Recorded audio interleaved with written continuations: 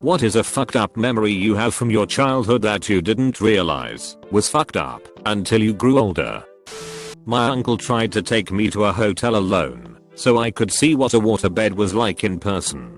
I was 14 and he had just got out of prison, although I did not know at the time what he was in prison for.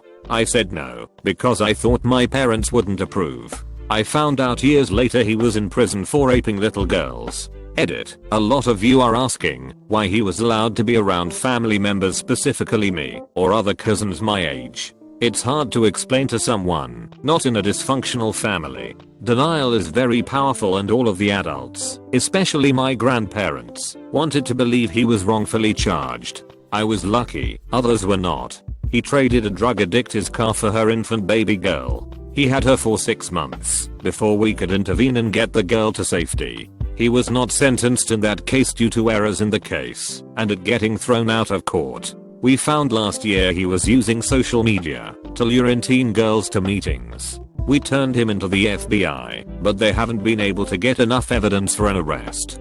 Open bracket. Found a condom on the school ground. Not in a packet. I thought it was a balloon. Brought it home, blew it up, and played with it. Until my mom came home and with a look of horror asked where I got it. When I told her, she screamed at me to throw it away. I was so mad at her because she wouldn't tell me the reason. Nope, still can't laugh about it.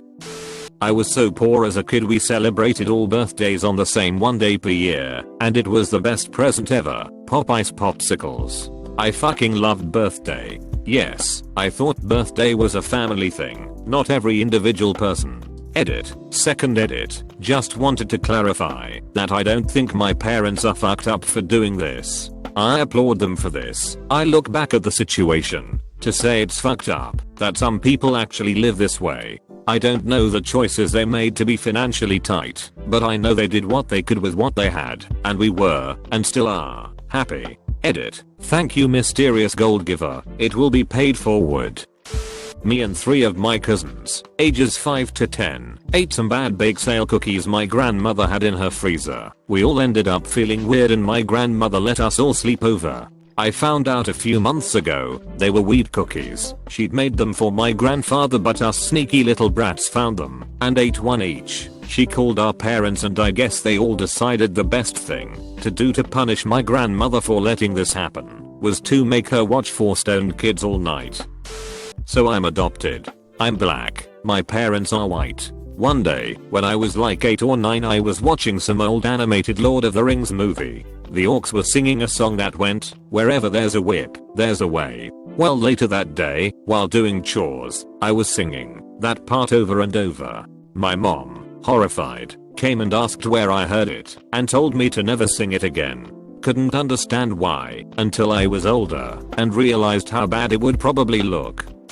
I remember my 16-year-old sister crying as she banged on the back door, begging me to let her inside, but I was 5 years old and afraid that if I did, mom would be mad at me instead. Other times my mom would lock my dad out for things like coming home too late or looking at the neighbor lady too suggestively. Another time my sister stepped in between me and my mom, taking the belt lashing that was meant for me while screaming, "She's just a kid." I thought this kind of drama and unending guilt over being too afraid to help was normal until I grew up. I'm still working on it, but I haven't seen my mom in person for 7 months now. I just don't have it in me right now to deal with her crap. My English teacher standing behind me, grabbing my shoulders and rubbing his erection on my back. This is the first time I put that memory into words. Edit. Thanks everyone for the messages and replies. I didn't expect this to blow up.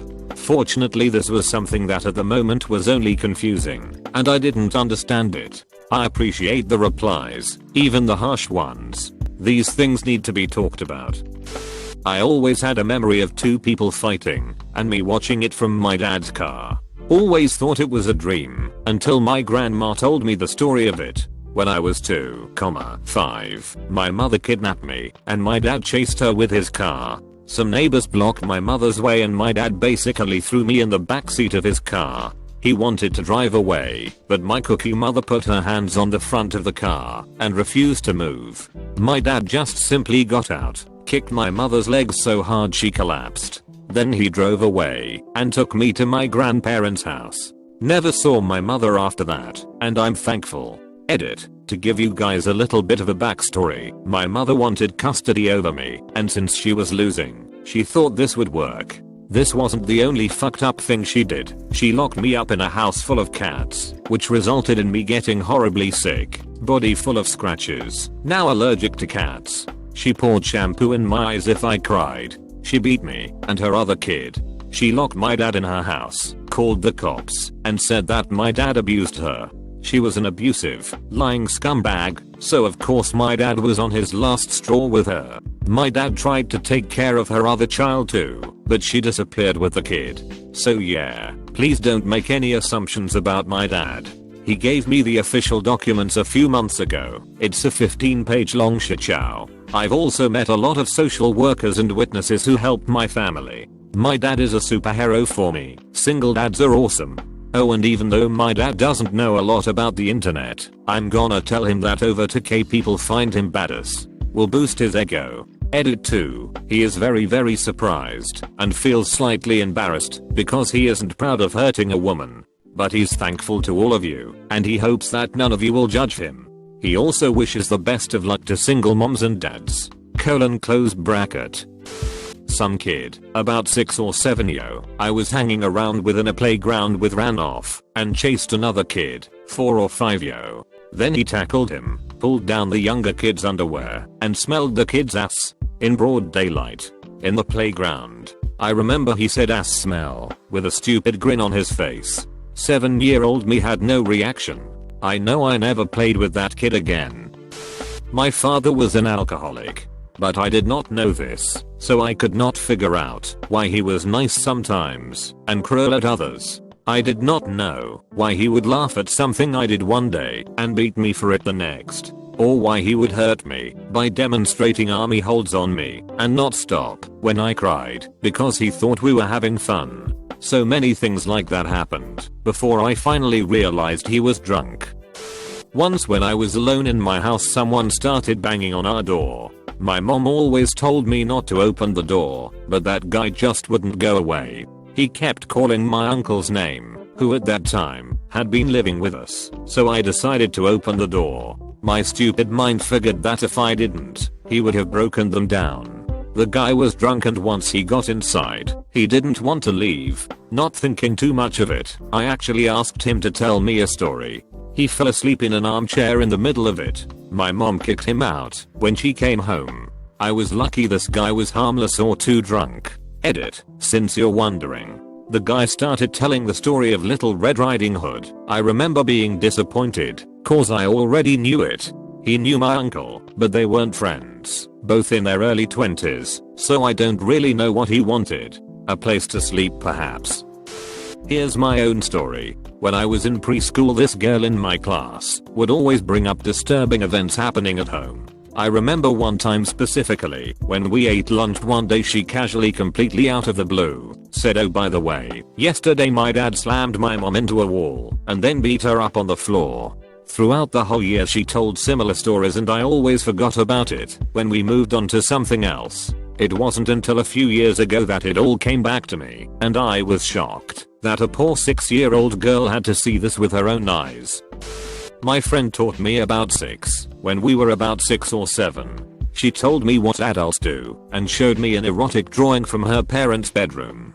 Dad and stepmom, who she lived with, were definitely alcoholics and probably did drugs too, and her older teenaged step brother was super skeevy. It was only after I got to high school that I realized that some of the things she used to say to me about sex were super fed up.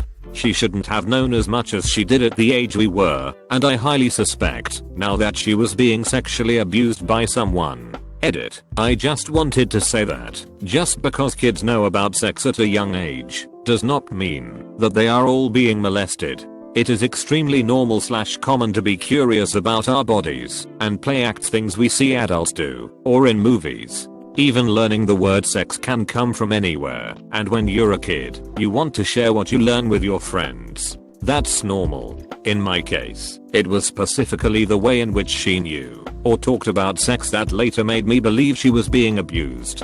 for things that were very specific. Her response to the question, "How do you know this?" was, "I'm allowed to do it." It was weird. And there were other things about playing with her that crossed the boundaries of being normal curiosity. I was just starting my freshman year of high school, so I was 14. I can't remember why, I think marching band, but I was at the high school around dusk one night. I realized that my parents forgot about me and everyone else had left and locked up the school. This was 15 years ago, so I didn't have a cell phone. My school was only a few miles from home in a nice suburban town, so I decided to walk home. Partway home, a guy in a pickup truck pulls along the road and yells out the window asking for directions to the mall. I didn't think anything of it and told him.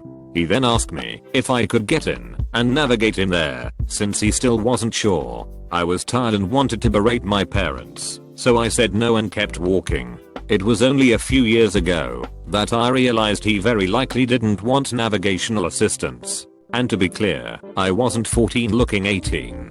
At 29 I get mistaken for 22, and at 25 I was mistaken for 16. Between my face and the way I dressed, I probably looked 11 or so. I was super lucky that he didn't follow me, since soon after where he pulled over the shops and house grew really sparse, and it was getting dark. Thankfully my friend's mom saw me walking and picked me up a few minutes later too. Still creeps me out to think that if I had been less mad or tired I may have gone with. I was very naive. When I was about 5 years old my mom used to shove me in closets and hold the door closed. No matter how much I screamed, cried, and banged on the door she didn't open it. I don't remember how long she kept it closed, but every second felt like an hour. She thought that would help me with my fear of the dark. I'm 23 and I still can't sleep with the lights off. When I last talked to her about it and told her about how wrong it was, she giggled and said oops. The neighbor's dog attacked my dog. I must have been 10 when this happened. I'm home alone, 90s latchkey kid, and I hear my dog yelping outside.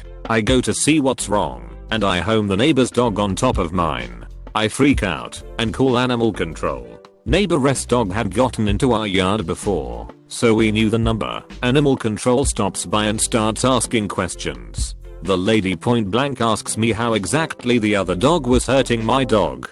Being 10 and not knowing any better I leaned over my dog from behind and told her like this, but Cooper, the other dog, was growing. The animal control lady nodded, wrote some stuff down and drove away. Looking back, those dogs were clearly ducking, but I was 10 and Andy, my dog, was 14 at the time, and I was so scared that she was hurt.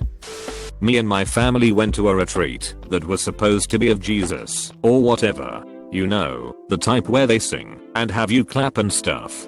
And at the very end, Jesus himself comes out in a golden chalice thing, and he heals people. Well, during that ceremony, a mentally disabled woman started screaming loudly. I think she may have been scared as everyone was crying and screaming as well. But the priest went up to her and started screaming, "Go away, devil. Leave this woman alone. Leave." What do you know, the disabled woman didn't stop. So they had her removed from the room. Needless to say, that was fucked up. Being beaten to the point of being covered in bruises. My mom would buy Macupe to cover it up, and I learned how to mix my own from the cream Macupe pallets you get for Halloween costumes, because it would stay longer. Didn't think much of it until we had to cover up scars and other marks for theater in high school and people asked, "Wow, how are you so good at this?" My mom caught my dad cheating with a woman from an online gaming forum sometime in the very early 2000s. They were sending each other vulgar messages. She read the messages out loud when she found them. I was about 6 at the time. I didn't realize what any of those words mean until about 10 years later when it just clicked. The part my 6-year-old brain was most upset about was that his forum profile pic was from a family photo on the beach, but he cropped all of us out. Why didn't daddy want me in the picture? Open bracket. When I was very little, under 5 years, I had severe ear problems and spent a lot of time at ear/nose/throat specialists' offices and had a couple of ear surgeries. As I got older, my ears got better, but I couldn't do things like go underwater for too long, etc. Once when I was older, 13 or 14, I got a severe ear infection to where I could not move my head from a tilted position because I could feel fluids start to reach the infection and cause even more severe pain. I told my parents about it, and my father became inexplicably angry. He insisted that I straighten my head and just suck it up and go to school. I remember him just yelling, cussing, and accusing me of faking illness. I pleaded to my mom that I could not move my head and that it hurt really bad. Finally my father yelled, "Fine. But you're coming with me, and I'm going to take you to the doctor." He said it like it was a threat. My parents were self-employed, so we got in the car, and he drives me to a house, and has me wait in the car while he goes, and gives an estimate for service to a potential client. Then he goes to another home, to check in his employees. I asked when we would be going to see the doctor and he just said later. We went about his usual business day, buying his workers lunch, seeing clients, etc. and just went straight home afterwards. He must have said 5 words to me during that whole day. And I probably really needed a doctor, or at the very least, antibiotics. To this day I cannot rationalize the events of that day. My parents were never abusive, negligent, mean, although they were tough disciplinarians, or anything like that to us kids. As a dad now, I cannot fathom ever treating my children this way. I wonder what was really going on that I was not aware of. I know when I was younger my parents had health insurance through their employer, hence the early hospital visits. Perhaps when they became self-employed they had no insurance. Still I would never jeopardize my children's health like this on the chance they may be faking it.